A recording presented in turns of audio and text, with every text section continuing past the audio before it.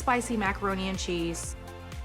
The reason I came up with my spicy macaroni and cheese recipe is because my mom, my own mom, would not give me hers. She's very territorial. I asked for it, and she gave me some words on a paper, but it wasn't her recipe. And you cooks know who you are. Oh, here's the stuff, here's how you make it. And there's totally ingredients left off. She's so hating on my mac and cheese game. I said, forget it, I gotta do my own. And now, my spicy macaroni and cheese recipe, definitely, and I'm saying it, rivals my mom's. Definitely. All right, first thing I'm gonna do is get my macaroni into a pot of roiling, boiling water.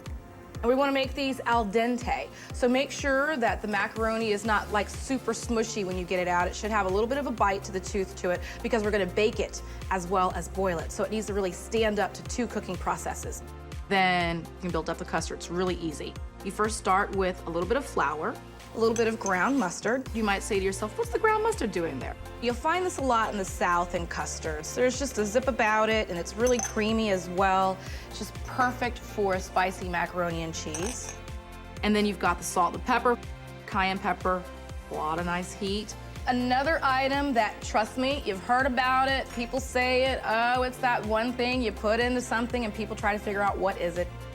It's nutmeg. I say about 10 to 15 scrapes if it's fresh. If it's ground, just a really tiny pinch, or like 1/8 of a teaspoon, okay? And then get the sour cream.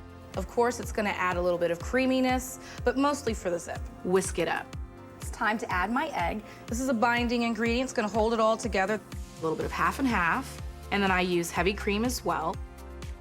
It's mac and cheese, it's comfort food, come on.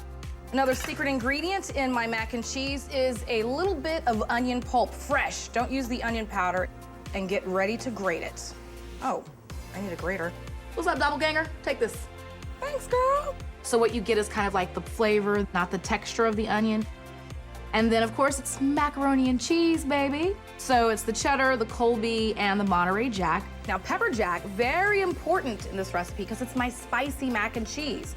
And so you can see in here, it's got little pimentos and little jalapeno pieces in there, kind of add to the heat. The reason why I use my 3 cheeses is because that's my mom's cheese blend. They work very well together, they melt together, they're BFFs in that casserole. It's ready to go into the ramekins. Now I like to just top these off with a nice extra sprinkle of some shredded cheddar. And then, of course, what makes it the curb appeal of my mom's macaroni and cheese are the boulders, AKA the croutons, because we want real crunch, and they're homemade, which makes it even better. Very simple to do these at home. Just a little bit of butter down, some garlic, salt, because this is unsalted butter. Break out that loaf of bread, cube it up. They're gonna soak up the butter first and then start to toast in it. And throw the boulders on the mac and cheese. That's what does it for me. Back into the oven, just so they can kind of hang out with the cheese a little bit. When it comes out of the oven, you know, it's bubbling on the sides. It's creamy and it's got a little bit of tang as well.